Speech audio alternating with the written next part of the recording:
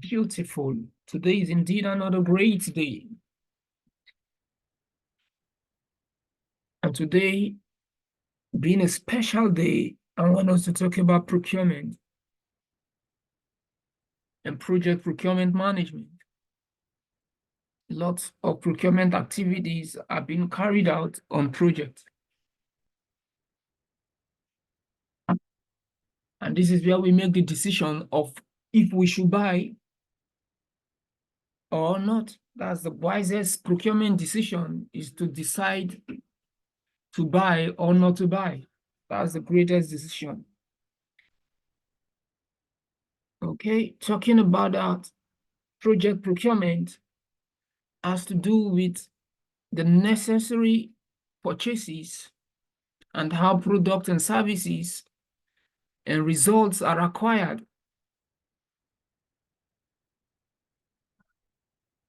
And it is in this area we make the decision if we're going to be using internal workforces to acquire them, or we would be outsourcing an aspect of our project. When we outsource, it means that we want to use external forces to complete an aspect of the project for us, or the whole of the project. So in this area, it's either we are buying or we are selling. We could be selling the product or buying the product, or maybe the services also. We could be selling services for others to patronize us. So this includes the contract management and all the change control processes required to develop and administer contracts or purchase orders issued by the performing authorities. So the buying decisions will be made here. What are we buying? And what capacity would we need? So for us to understand this area, we have 4 sub-processes to deal with. And these 4 sub-processes, if they are well carried out, we would not have procurement issue. You know, each time I come into this knowledge area, I don't feel like closing the class. So today I'm actually going to be encouraging myself to do the writing, because this is one of those areas that I have the beep, is it beep? The peep, rather, of a military general, you know. There are lots of things I could say in procurement that can be more expanded than how much I can say in project management. Yeah. So project procurement management processes includes planned procurement, conduct procurement, control procurement, and close procurement. The planning has to do with the process of documenting the project purchasing decision, like I said, the decision, and also specifying the strategy and identifying the potential sellers. Before a potential seller could be identified, you know, market research, some analysis of the market could have been carried out. And after this phase, once the procurement management plan is out, we move into conducting procurement. Here now we would obtain the seller's responses. Now we have identified the sellers in the first area. We want to obtain their responses, and then we select the seller and award the contract. All the selection, identifying, selecting of the contract of the seller and awarding the contract has to do with conduct procurement. And once the contract is awarded, once there is a relationship between we, the performing organization, and the external source, what happened? We now start controlling procurement according to the books. Sometimes we use, for service level, we use service level agreement for services And we may put together some KPIs also to control and measure how well they are meeting up with their contractual obligations. So in this process of control procurement, we manage the procurement relationship, we monitor the contract performance and making changes and corrections as needed. So that is it. And at the end, it takes us to close procurement. Close procurement is a formal activity. It's not like we are done. We now bid farewell and say, okay, see you later. No. Here we have to complete the individual contract and ensure that they are closed individually. And signing off, buying would be gotten for us to say that we have closed procurement. There are some terms I think we should be learning. No, this is an adult class, I know. So I may not want to start talking about who a seller is, who a buyer is, and how important negotiation is to the project management team or the performing organization. But it's very important because it is through procurement we can establish agreements between the buyer and the seller. And sometimes we may be playing the seller role. And in most cases, we could be buying. It depends on what area that we are. Because when you're being contracted, you may be selling project management expertise. Then you are a seller. But if you're representing a larger organization that would want to give out some contracts to external sources, you would be seeing yourself as a buyer. And all of these would have different and varying targets. So the one who purchases the goods and services is the buyer. And most sponsors, most customers, the receiving organization, they are buyers. So when you're the one performing the work, you are a seller. But sometimes even the sponsor could have contracted the job to you. And you have your own subcontractors. To these sponsors, you are the performing organization. But between you and the subcontractors that are helping you to carry out the activities, you are the buyer. So plan procurement management is the process of documenting the project purchasing decision. We want to document our purchasing decision. What do we say we will do? Before we can say we will do this, we could have gathered some data and analyzed to see how the strategic organizational goal can be realized by our decision.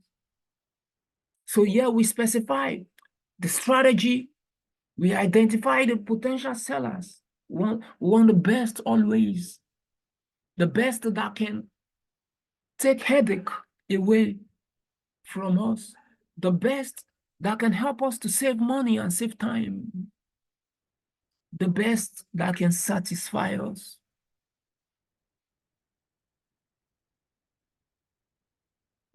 So in this process, we would identify the project needs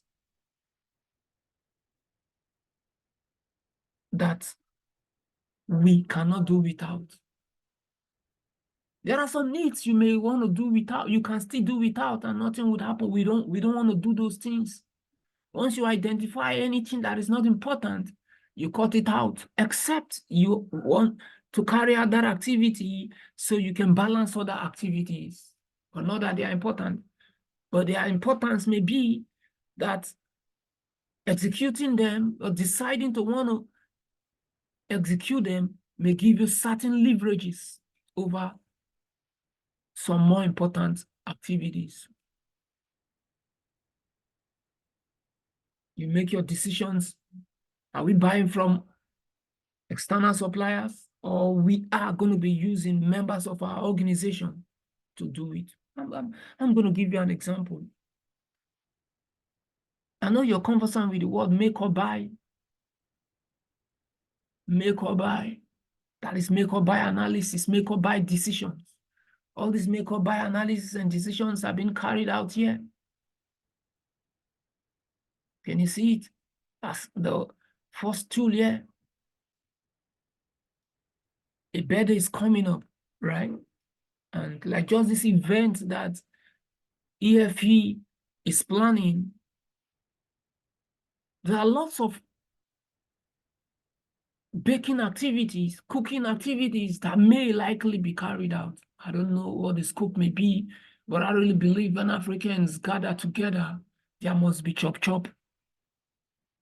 I stand to be corrected. When I say Africans, I know that, yeah, some persons are not African, but they still would want to still celebrate the right way. So there would be some kind of chop chop. So at that time, should we, the family members celebrating, should we make those foods ourselves, or we should contract them out?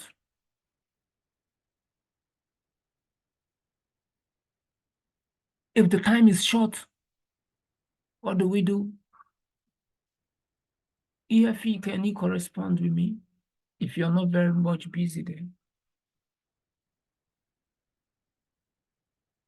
I need you to correspond with me so I can really drive this aspect into Simone's acceptance. Oh, you're asking me? Yeah, I'm asking if you can correspond with me. Are you there? I'm here. All right. So I was talking about make or buy analysis. Yeah. We want to know if this event that you're planning, expecting everybody to come into Oh, okay. town. If I was like thinking of what you were talking about when I didn't know you were calling me when you said EFE. I thought you were talking about something else in Nigeria. So I was trying to wrap my head around what you were saying. I'm just taking your name foreign, okay, as the global international man that you are.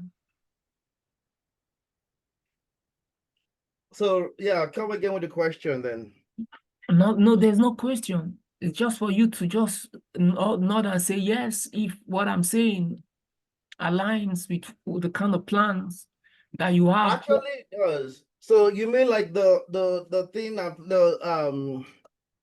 the memorial Thanksgiving service? I Yes, was actually thinking about that today. Like I wasn't sure if you want to cook food in-house. By cooking in-house, I'm meaning your sister, Sister Kate cooking, or if you want to contract it out. I was actually thinking about that in my head. I'm not at this point. I'm still sitting on the fence on that. Beautiful. But yes, there's definitely gonna be food involved. Do you know what you're doing? You're conducting make or buy analysis. I see. But there are different varying reasons that you may want to consider if you want to make them in-house. First of all, do you have the pots? Right? Looking at the sizes. Even do you really have the expertise to even cook? Which yes, I'm not. do. Pardon? My issue here is the time. Do we have the time to do that's the deciding factor now for me. Okay, now you see now the deciding factor is that you do not have the time. So what do? You outsource, you contract to an organization that would have personnel that can achieve this work package, these activities for you within the limited time, right? So we do not have the time means that the number of personnel we have in-house may be engaged in maybe fewer, or maybe even if they are available, they could have been given some other responsibilities. So this is what we do when we now start coming up with the procurement management plan. That is the first thing. Are we using our guys to get it done, or we are going to just we'll be supervising it? Since we're expecting some highly placed guests, we want to ensure that everything is right on ground, and then we'll just be doing the monitoring aspect, the project management aspect, whereas we are getting others to supply us our needs, and we align them to supply our sponsors. So this is where it's been done. But you can't just wake up and say you want to contract the cooking aspects out without getting in touch with the market. That's where the market research comes in. You want to know the restaurant, the fast foods that are out there, do they really know how to make owo soup? You heard that, right?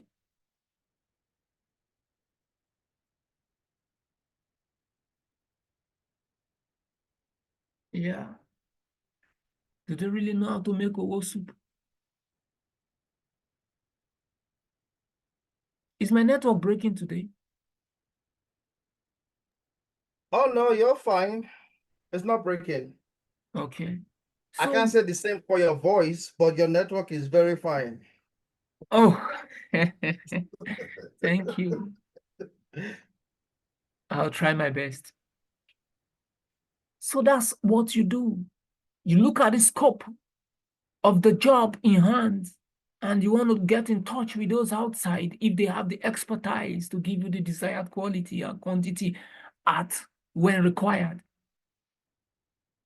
Like I said, when I called for procurement meeting, we stay in first service and we take the second, third service for first service, and that day used to be just one service. But like I promised, I'm trying my best. So this event that we are planning in California, there are a number of personnel, of guests rather, we are expecting. So which means if we're cooking, number of plates of foods we are expecting to cook, even if we're buying them. So there's a scope.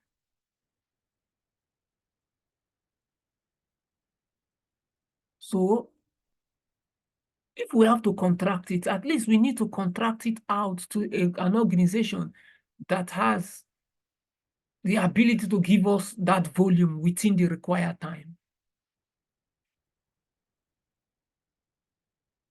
So this is where all the market researches have been conducted.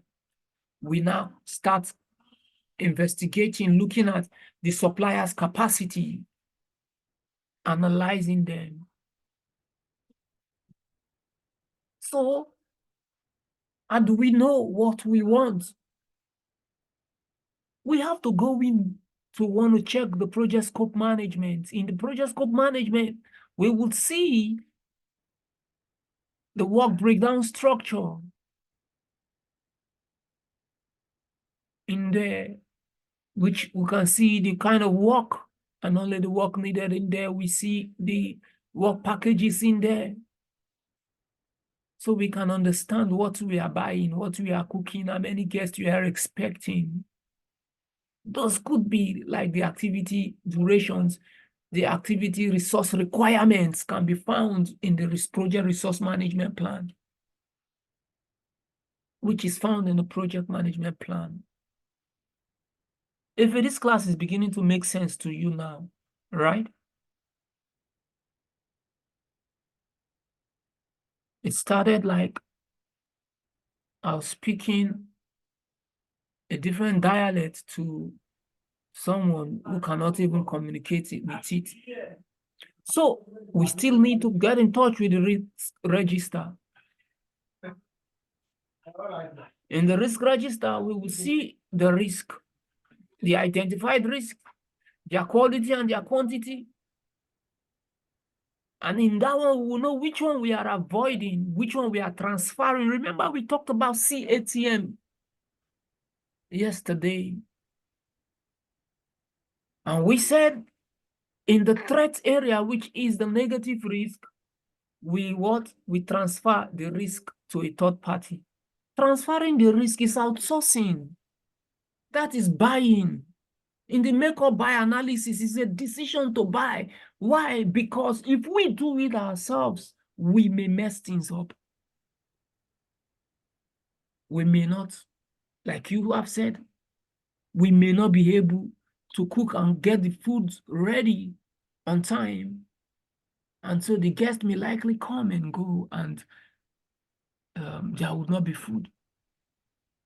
So we outsource, we transfer. Also, we look at the timing, which was what you looked at, the project schedule. You looked at it when the guests are expected to be coming in. So, at this time, I don't think I would be able to get the food ready. So now let me look for others that would get it done. And another thing you would consider, in as much as you're running out of time, you still have to consider the activity costs. It could be more expensive to buy from an external organization than to cook sometimes. So if you do not have the money, which means you're not having the time, may not even mean anything. It will not be as important as not having the money to pay the external source, because their markup would be found in the actual cost. It depends on the kind of contract we would be going into as we contract, as we transfer this aspect of the project to the external organization. There are three kinds we may want to talk about in this area. Let me see what is causing the whole of that beeping. Nobody talks in this class when we are very busy, okay? Let me quickly remove it. Yeah. So I don't want people to come in some kind of beeping noise to disturb us in this class.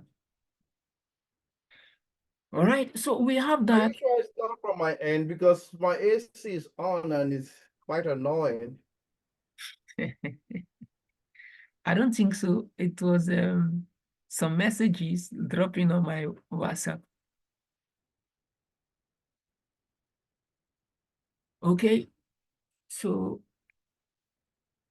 am I flowing? Are you getting anything out of this? Yes, we are. So that is about that. And also you have to get in touch with the enterprise environmental factors. You would know what you can buy, even what aspect, because you may even be deciding, thinking that you should be cooking, you should be getting that aspect of the job done yourself. But regulatorily, there may be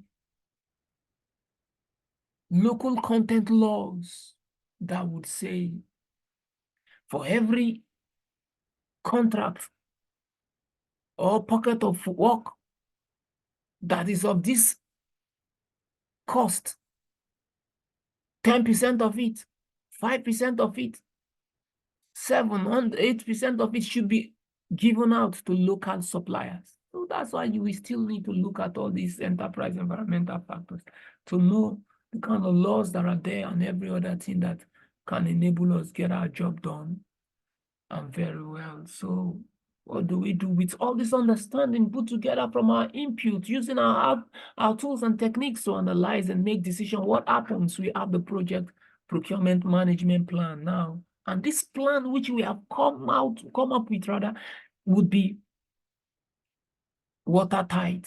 Look at the analysis we did. We looked at the project management plan. We look at the requirement documents. We saw the risk register to know the things we cannot do. And see that, we have to transfer this aspect of it. Can you see the kind of decisions we are coming up with? So procurement statement of work, now we have, just like we have the project scope statement, now we are having the procurement statement of work. And now procurement documents are curated. We now would have the criteria, the source selection criteria. What are the source selection criteria? Those external suppliers, those vendors, those subcontractors that are coming into bid. How do we select them? How do we select and rank them?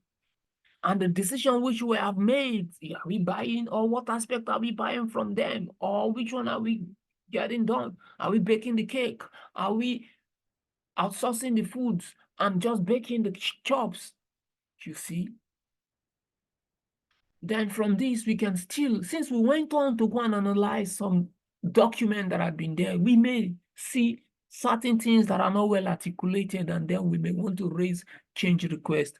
That's an output number 6. Then at the end of the day, all these project documents are updated. We move on. So I took time to want to explain this here because it's better we have understanding of it. So when we get into other areas, we will not struggle to explain them. Yeah. Like I said, in the make-up analysis, you consider the cost. Do you even have the money? There are different kinds of costs, maybe direct cost, indirect cost, so on and so forth. Yeah. Okay. So we will be considering some kind of contract type in this area. What kind of contract? Is it that it's cost reimbursable or a lump sum contract? Or is it time and material? The lump sum contract states that they price everything and then we give them the money and they should get it done as against some criteria of acceptance.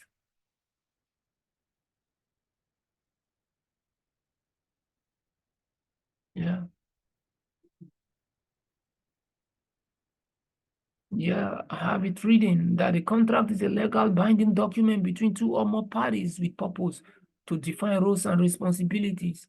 If you are outsourcing, what you want them to do for you would be their role, and what you would be doing for them should be your own roles and responsibilities.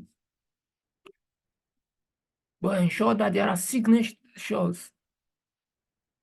So, to make everything legally binding. And think about our transfer measure. So you ensure that you mitigate risk by ensuring that you allocate aspect of the project to who can capture them better. So every contract, for it to be legally binding, it must serve an offer. What you, the buyer, is given to the seller, and the seller will look at it, your terms and references, and accept them. And there must be a consideration. When we say consideration, this is one aspect of contract. For them to do that thing for you, what will they get in return? And they must have the legal capacity to get it done. What do we mean by legal capacity? You may be contracting an organization, not knowing that it's an organization of children, underage children. Do they have the legal capacity to get that done? Or maybe you are issuing all the contract to a company that does not have the right licensing to conduct that job, and also the legal purpose.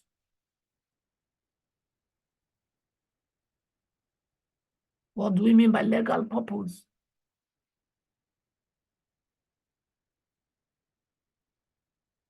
You must get in touch with the law to ensure that the project is not an illegal project. the law allows you or such a project to be carried out. So this brings us to what I said, the fixed price or the lump sum contracts. I love this, and I need you to pay attention. So this category of contracts involves setting a fixed total price for a defined product. A fixed total price for a defined product, and this incorporates financial incentives for achieving or exceeding selected project objectives, such as the scheduled delivery date, the cost, and the technical performances. You have everything grouped together and you said, okay, achieve this. If you can get it done earlier, I'll give you this incentive. And in such a contract of the fixed price or the lump sum contract, you, the buyer, must precisely specify the product or service being procured. So you are to define the project requirements, the product requirements, the buyer who wants the supplier to get something for them would have to define what they want. And the supplier too, who is the seller rather, will look at it and give you price. And changes in scope can become accommodated at the expense of increase in cost to the buyer. You see? So in a lump sum contract, if there is a change in lump sum contract,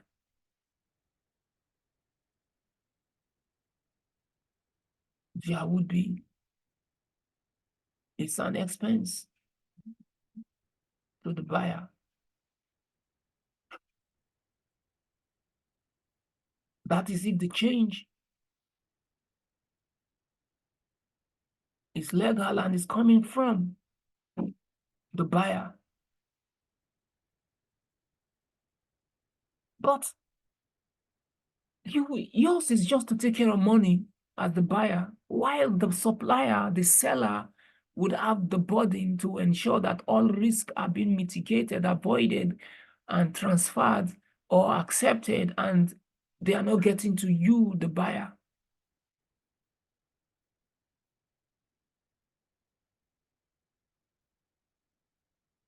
So in a lump sum contract, it shows that the buyer must have an understanding of what he or she wants, must have an understanding of what they want. So they are to come up with the requirement and the specification.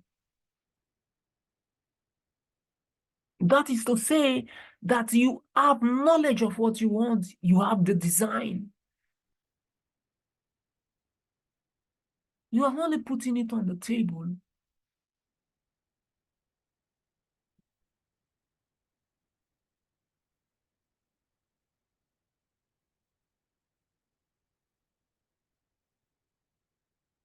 No, I'm mixing things up here. We'll have to correct that.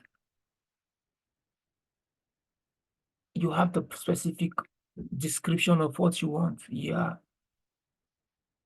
And you are asking them to go about looking for ways it can be done. You do not know how it can be done. You only know what you want. But how would it be done? What is required to get it done? You don't know. So that's why they are the ones that would even send you. So when you hear the word request for proposal, it means that the buyer is a lump sum contract. The buyer does not know how the job would be done. The buyer only knows what they want. So they are telling you to come up with a proposal to demonstrate how to meet their needs and how much it will take you to get it done. So that is why in such a contract, we have commercials and technical. When you see commercial and technical, it means it's a lump sum contract. It means that the initial call was a request for proposal, and everything put together have been called the tenders. We have different kinds of fixed price contract, which is called the lump sum contract. We have the firm fixed price. So this is the most commonly used contract type. So the seller furnishes goods or services at a fixed price, regardless as to how much it costs to provide them. It's a fixed price. He has said, this is what I want. They paid you the money. That's why it's firm. He said it's firm fixed price. For such contract, the seller will normally build in cost contingencies and include a risk premium. You see, everything could have been analyzed. All the contingencies are embedded in it before the total price will be declared, saying this is how much you pay me. It's assumed that the seller had considered everything because it's a firm fixed price contract. He is not allowed to come back and be asking for more. If risks are well controlled here, it's a greater profit potential than for cost reimbursable project. So the opposite of the firm fixed price, like you see now, is cost reimbursable contracts. That's what this part is saying. So this becomes the best contract if the party in charge can control the risk identified. So we have another one, the fixed price incentive fee contract. This is when the buyer and the seller can be flexible in a way that they cannot consider some deviations from performance within financial incentives tied to achieving agreed metrics. Yes, it's fixed price, but there is a way you will get certain things done, maybe by hitting some kind of benchmark. Additional incentives can be given to you.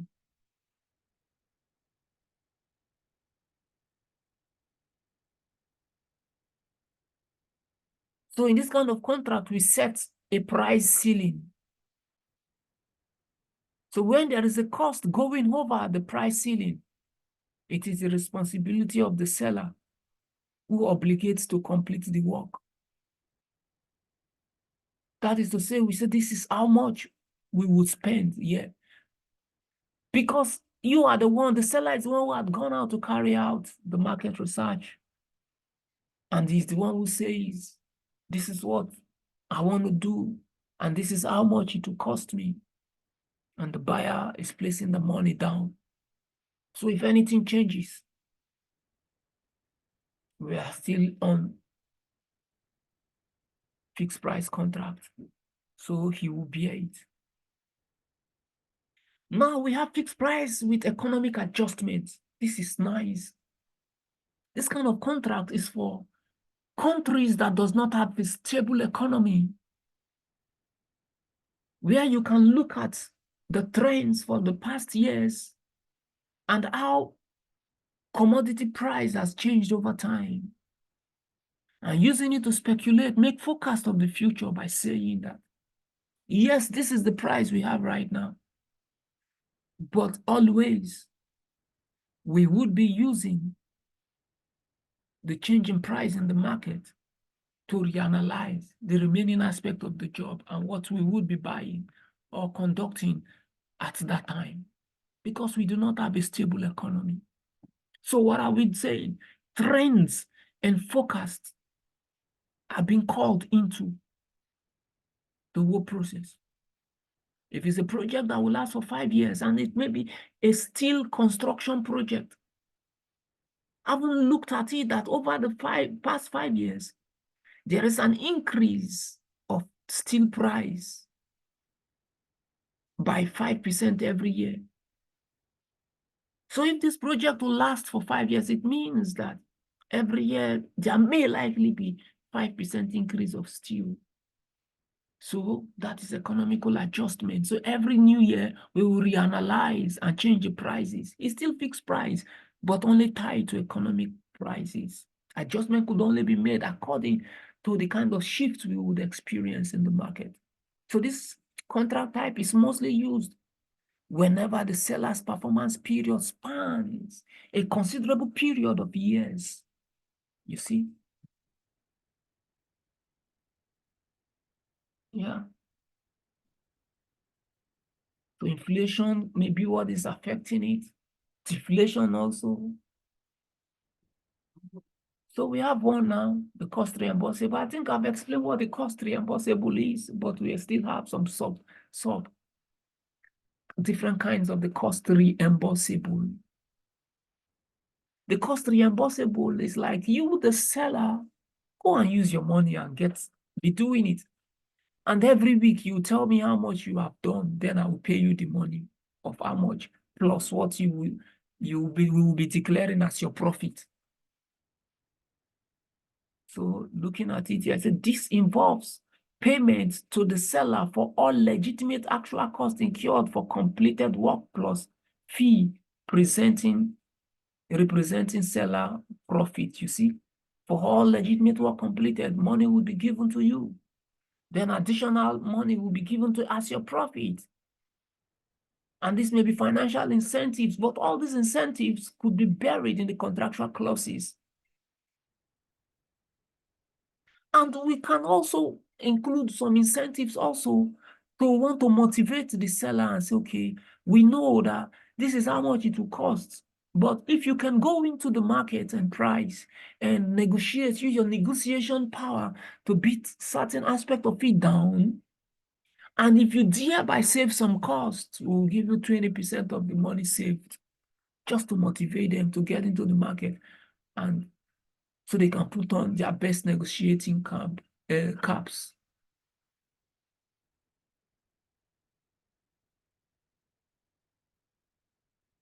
And at the same time, we can still, since he's earning 20% of the profit, 20% of the savings, we may likely say, if you get into the market and there's a price change, where which it's over or above what we thought it would be, we, the seller, we, the buyer, rather that had contracted you, the seller, will not bear the cost alone. You would be bearing 20%, 30%, 40%, 50% has been speculated in the contract.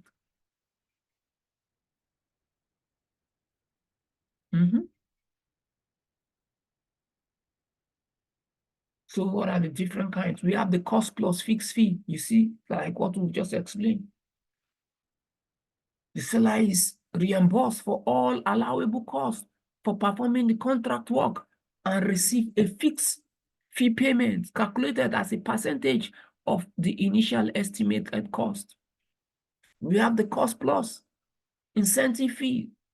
The seller is reimbursed for all allowable costs for performing the contract work and receives a predetermined incentive fee based upon achieving certain performance objectives set forth in the contract.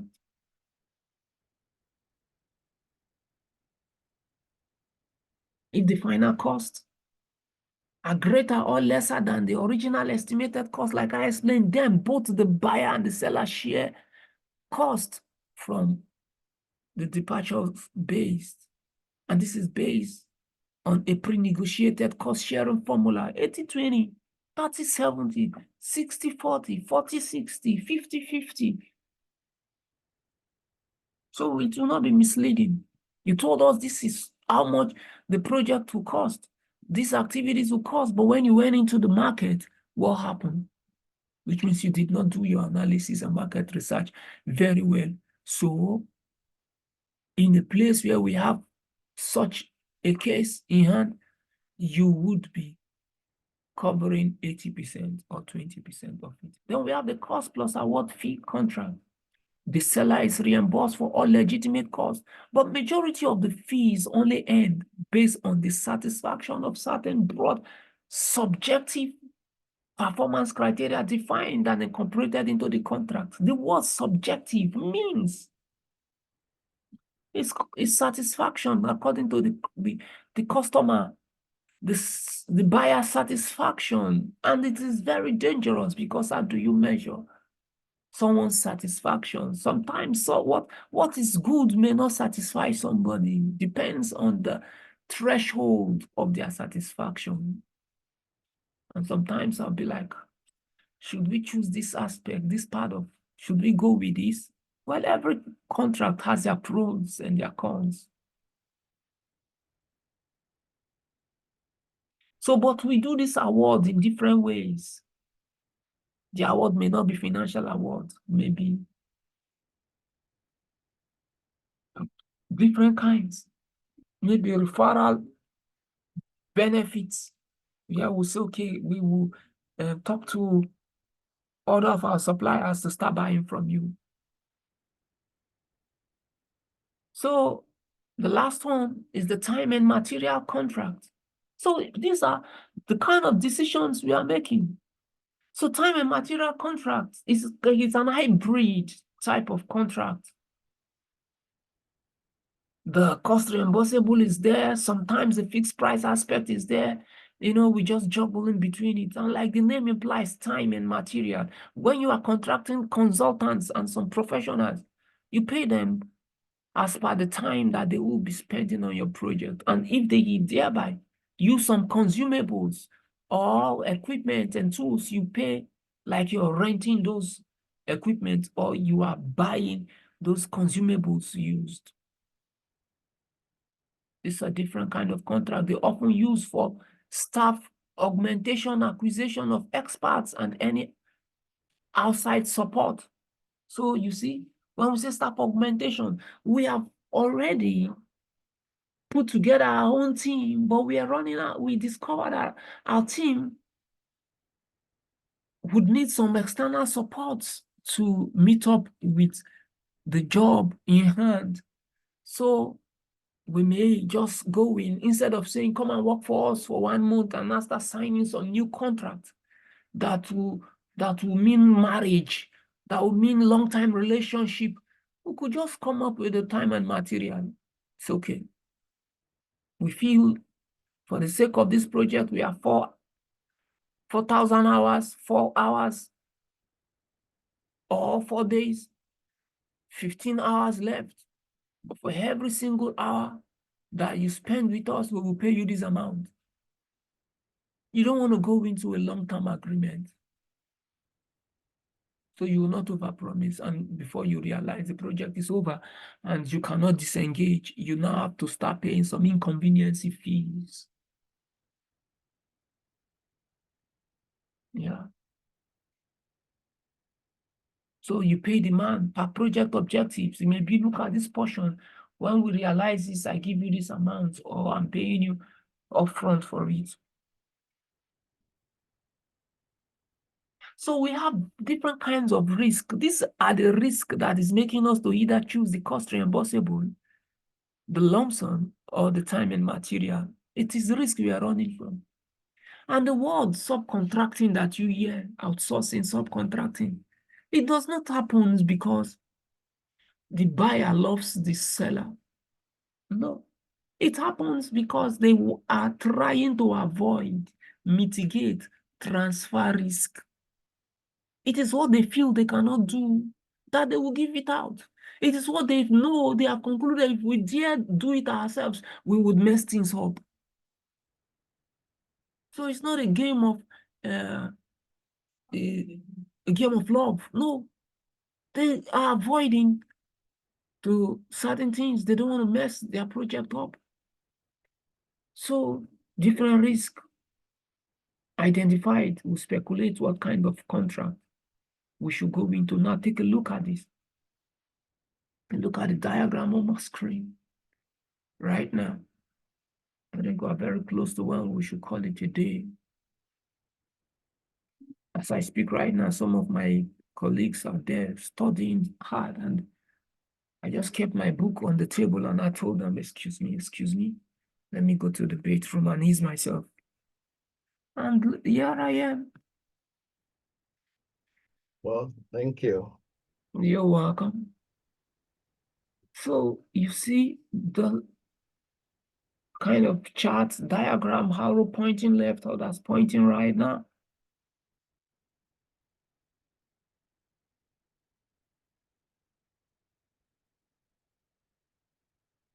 Take a look at this.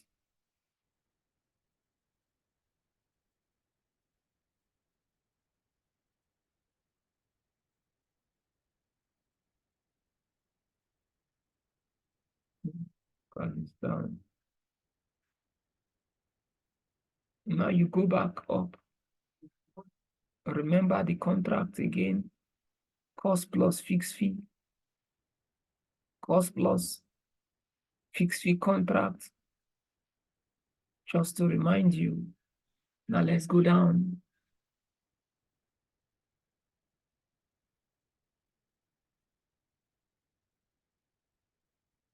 This is a cost reimbursable scale.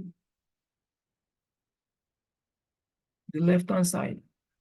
The right-hand side is the firm fixed price scale, which is what? The lump sum contract. In a lump sum contract, that is firm fixed price, which is lump sum. Look at where my cursor is. Saying that the buyer's risk is high. Remember, he came up with what he only wanted, and somebody is designing and building for him.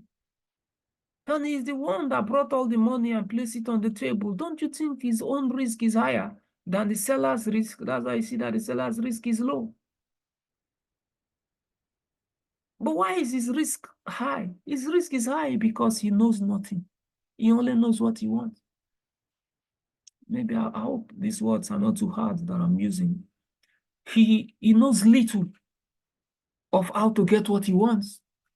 And you know knowledge is expensive. And you must pay dearly to get it. So that I see is very high. Why? The seller has nothing to lose. Your money is already in my pocket.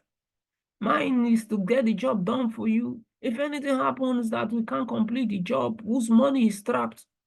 Your money, you the buyer, your money is trapped because it's a firm fixed fee contract. It's a cost, it's a lump sum contract, which means we price everything and you drop money on the table. Then take a look at it again. Look at the arrow pointing down here. I said in the cost reimbursable contract, cost plus fixed fee, cost plus incentive fee, the buyer's risk is low because the seller was asked to go and carry out the job and be bringing invoices at the end of the week. If anything happens and somebody's money is trapped, whose money? The seller's money, the buyer's.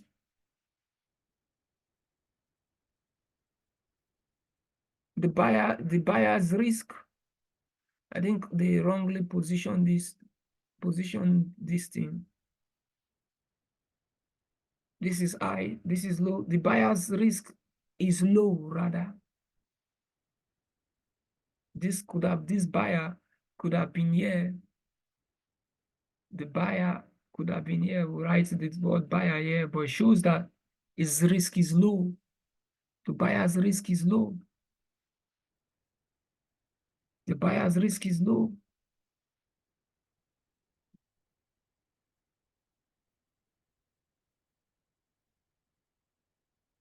So the buyer's risk is high in a fixed fee contract. The buyer's risk is low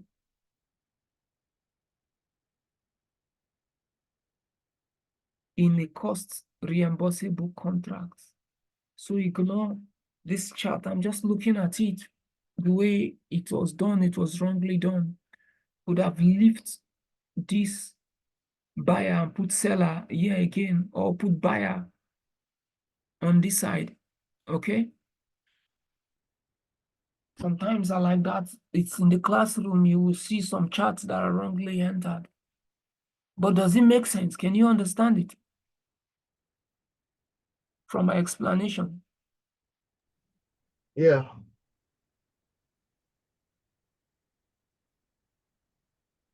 Yeah.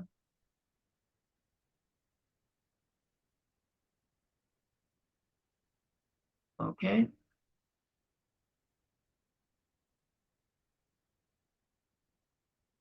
So At the end of the day, we have this output, procurement management plan and procurement statement of work. The procurement management plan describes how the procurement processes will be managed from developing procurement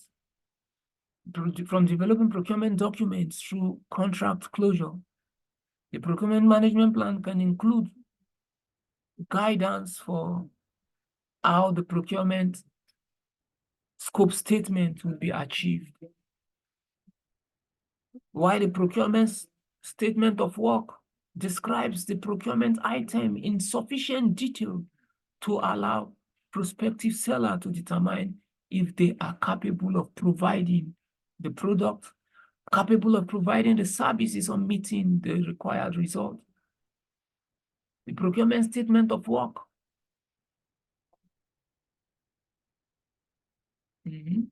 can be revised and redefined as required as it moves through the procurement processes until incorporated into a signed contract award.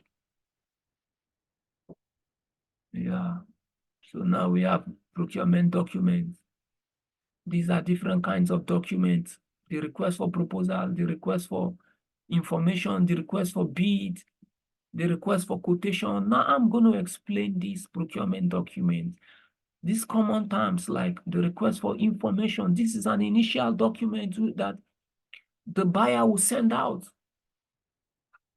to suppliers, sellers, people who have expertise to get the job done for them, that tell us about yourself, about your organization.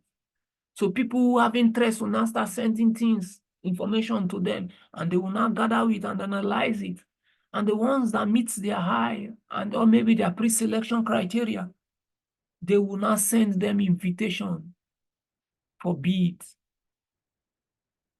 So it's only those ones that will not bid. Can you see that? Or they would not send them request for proposal. If it is going to be a lump sum contract, request for proposal. If it is going to be a cost reimbursable contract, request for bid. Request for bid means that the buyer knows what they want. They know what they want and they know how to get what they want. So they have gone ahead. They are the ones that have even drawn the proposal.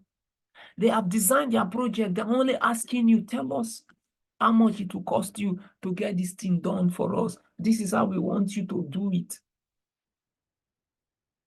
So in that, most times that's when you hear the word request for quotation. When you hear the word request for quotation in the tender process, it means that the buyer, the sponsor, the owner knows what they want.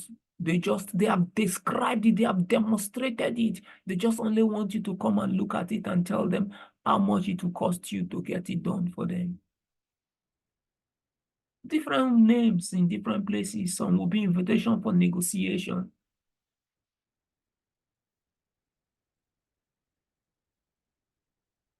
But it is in this phase of the plan procurement management that we would have the source selection criteria agreed upon. How do we now select them? The selection criteria are very important. We may want to look at which of them can understand the needs. Which of them would give us a less life cycle cost. This word, life cycle cost, there's a term we use in procurement to get it done. When we put out invitation to tender, then these suppliers, they start sending in their bids. We come up with a terminology called the MEAT, M-E-A-T. There are some suppliers that are very intelligent. They would want to price you low, thinking that they want to give you the most competitive bid, the low bid. But if you're not careful, you now go on to contract them. You now understand that that money which you have given to them will be like a waste because they cannot even get the job done. So you would be frustrated. So low cost bid does not mean the best. So we use the MEAT, and what is it? The MEAT is most economical, advantageous tender. That is to say, we still want to balance low price with quality. If the price is too low, it means there is no quality. So we were looking for that proposal, that tender, that has economical value, and yet it's advantageous. It will save us money. It will save us time. It will save us stress. It will take off our pains. It will give us the best quality. That is the meat. We don't want to go on with most economical tender alone met. We are moving with meat, MEAT, most economical and advantageous tender. Governmental contracts in some nations will be like the lowest bidder. But what would the lowest bid do without considering the minimum allowable quality? You just say lowest bidder. What do you mean by lowest bidder? Should we even know the right bidder without the right quality?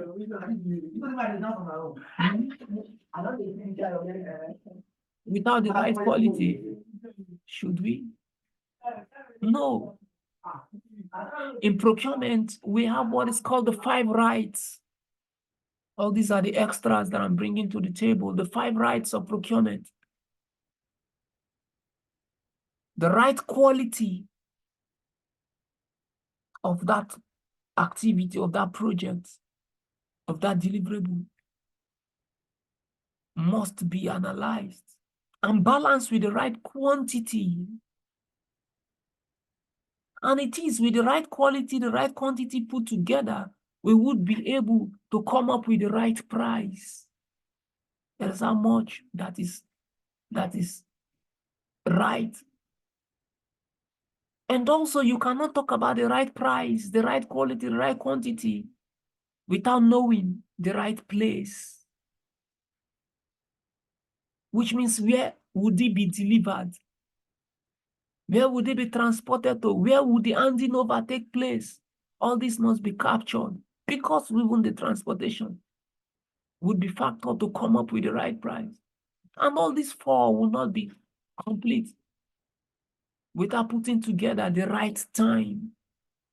So these are the 5 rights of procurement. So when you use this strategy into anything you want to buy, any bid, you would be able to tell the meat, the most economical and advantageous tender.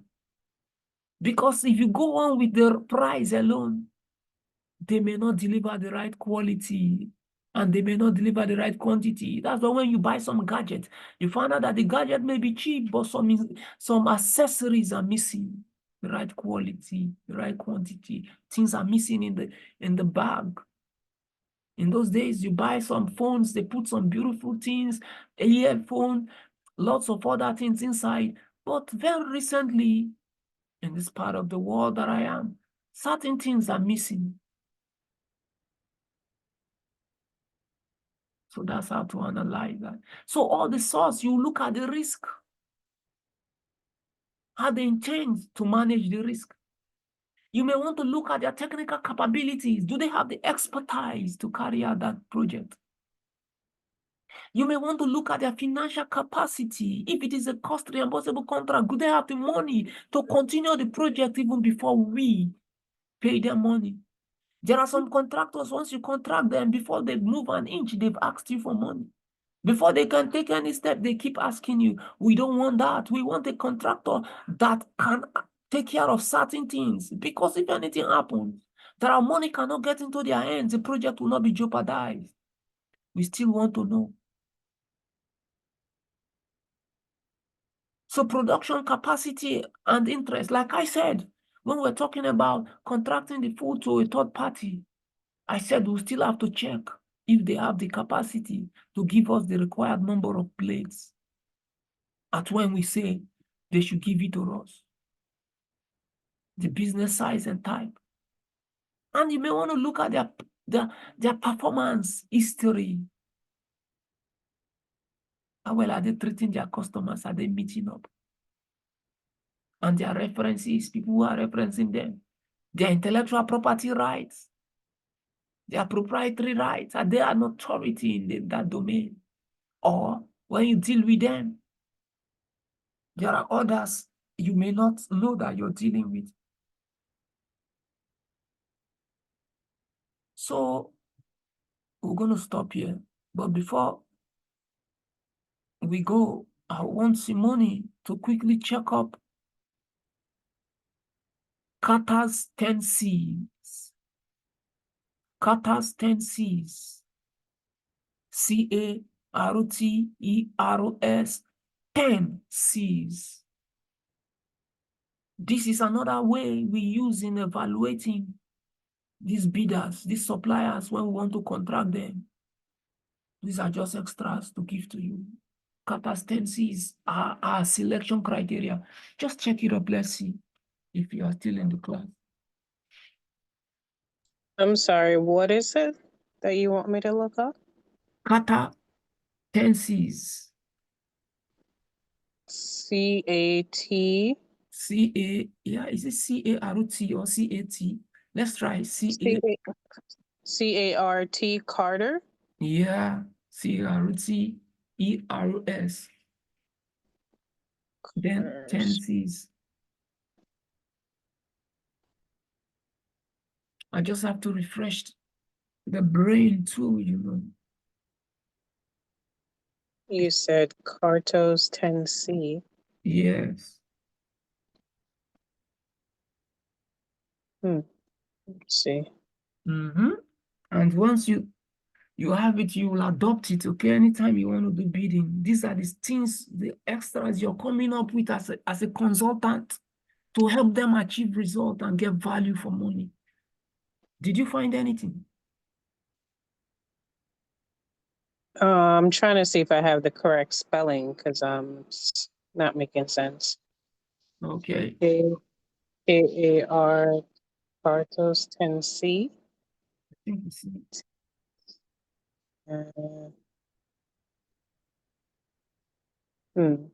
Did you see? C-A-R-T-E-R-S. C-A-R-T-E. Then 10 C's.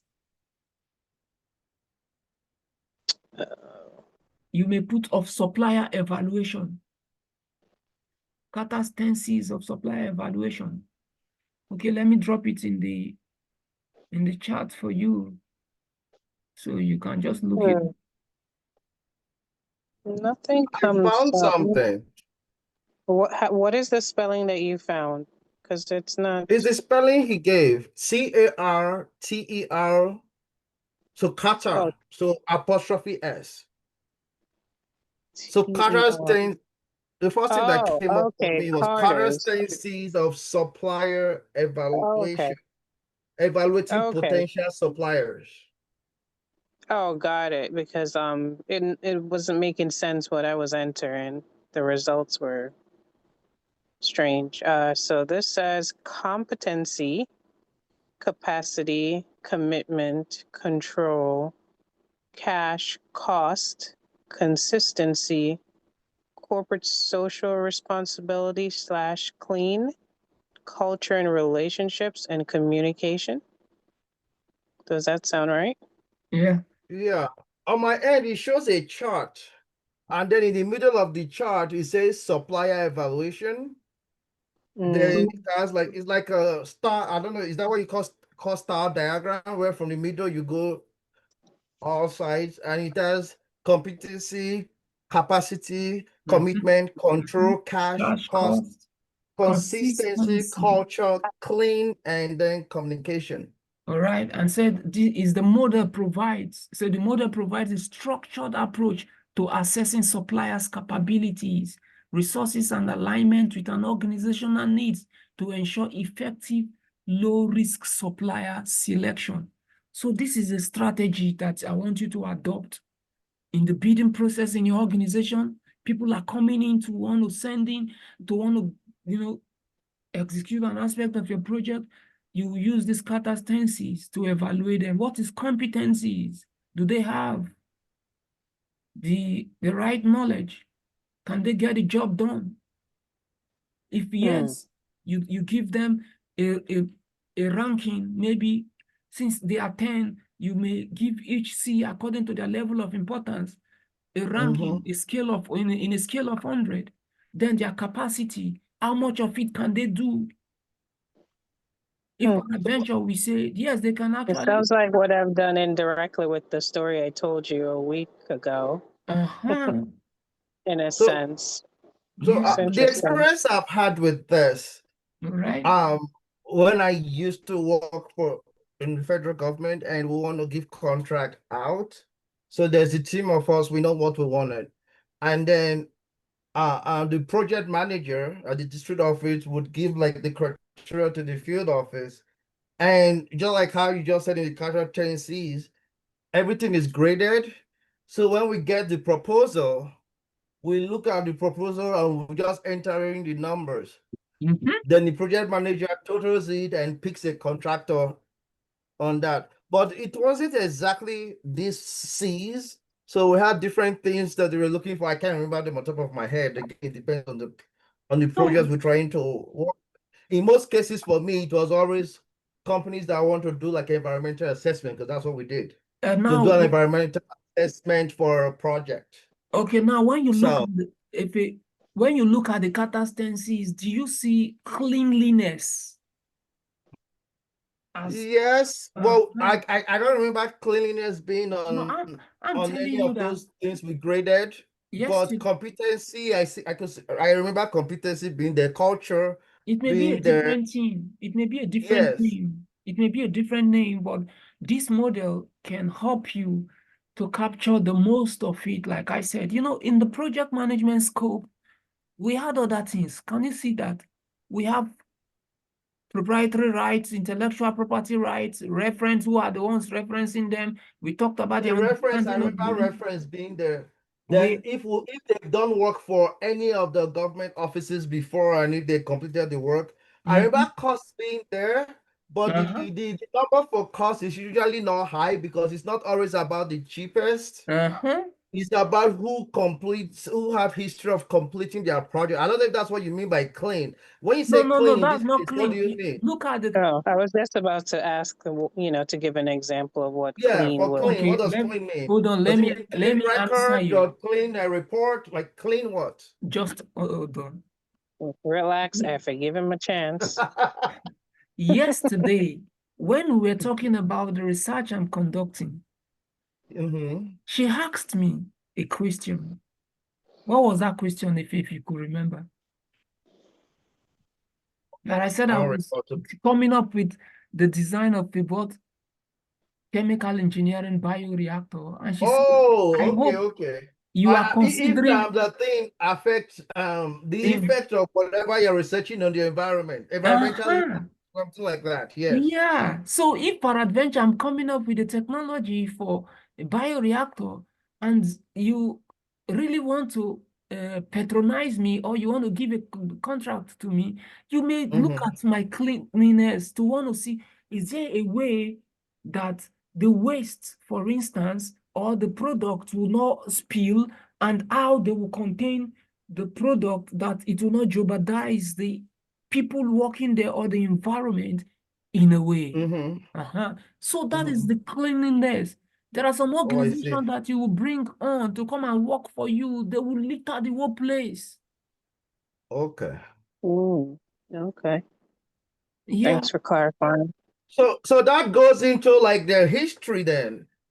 I would use a different word for it. So you're looking at what they've done in the past and how they executed their work. That's what you're looking at. So You may their work history, so to speak. And to me, that would fall under culture too. If they have the habit of leaving the place as a mess in You the know, yeah, that would fall. it's one of my things that I dislike, especially like I live in an apartment. So if the super comes in with somebody to work on something, and my pet peeve is leaving the place dirty The way you because that's met not it. how you found it. Yes, and that Yeah. irritates me because I'm like, you're doing a job that is part of your work product and you leave a mess. So, that's an extreme pet peeve okay. with certain kind of workers. So that will fall under culture easily. because that culture is a way of life.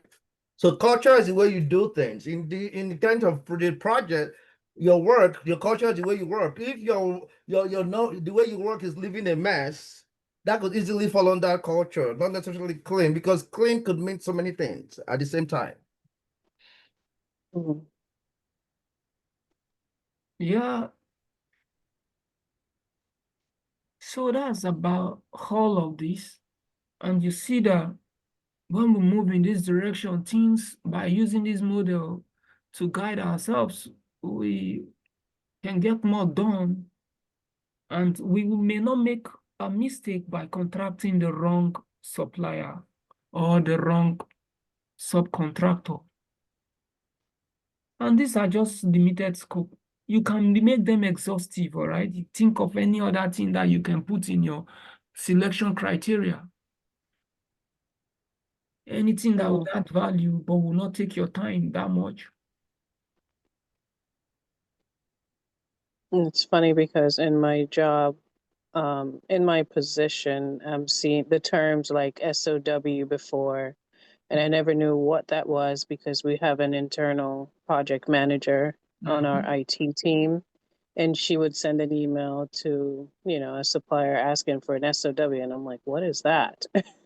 So now, So now it's coming full circle. all right. So what can you say about it? So what's SOW? It's pretty much showing, the work to be performed, like what's going to be entailed in the project to get it to the finish line. Okay. So is that So that statement we of can work or plan. what is it? Yeah. What's that? Well, Is that Yeah, statement so it of helps work? Okay. and so it helps to determine, what resources are going to be needed at every phase. that is I actually have to review an no. RFP. As we're RP, looking, yes, I'm familiar with that now too. yeah, so I have one of that to review. That my boss did. He wants me to take a look Of what? before we send it out. Take a look of what? Look at the RFP. Okay, the proposal, the request for Yes. proposal, not the proposal itself, the request for No, proposal. the request for proposal. Yeah. So you have to check to make sure what you are asking for is all included in order for the potential contractors to give you the right Yes. to know what exactly you all of that is in there, plus questions they have to answer, and they'll take it from there. So now this is new to me because I don't usually handle that, but I guess he wants me to be involved, so I'll see the process. So this class is becoming, there's some benefit in this class now, even in your current work. Hallelujah. I never said it there wasn't. That's why I continued, because I said there's probably things that I will learn that will, shed a little more light in what I do or expand on my knowledge. We'll give you your flowers now, Mr. Professor. Thank you. And I like this is real flowers. This is not bitter leaf. Oh, this is not bitter leaf. Thank you. And the way you call the name Mr. Professor, because I'm not giving you bitter leaf. If not, I would have used a different name. It shows some complete accolades, It shows that you have love. Did you see? Okay, you didn't even see the video I shared about my student and that made. I saw it. Was that you carrying the baby? Yeah, not that one. I wish I could play it for you to see. Like you said, you're giving me my complete. Yeah, I wanted to comment. I don't know. I got distracted. I ended up not commenting on that particular one. Please. But I did see it though. Please, each time you see anything from me, just drop a word. All right. And you are not only, it's not that you have something to learn from there. Yes, but most of all these things is like you are encouraging your own. You understand what I'm saying? True. That's how I see it. You read it to see how you can add, maybe correct some impressions and certain other things. And when I see some posts coming from my friends, I will read, comment them, and maybe make some analysis or just give them their flower there. All right, Oh, bit of thing. Simone, Okay. Simone, I got my flowers, all right? All there with me now. I have a new name, Mr. Professor. Did you find the video? Pardon? Did you find the video? I thought you were searching for a video. Yeah, the video is here, but okay, let me. What if you wanted to see? You You are have to share it on the screen. you are pushy. Because I'm about to. If you didn't find it, I'm about to say bye-bye so that I could log out. I'm still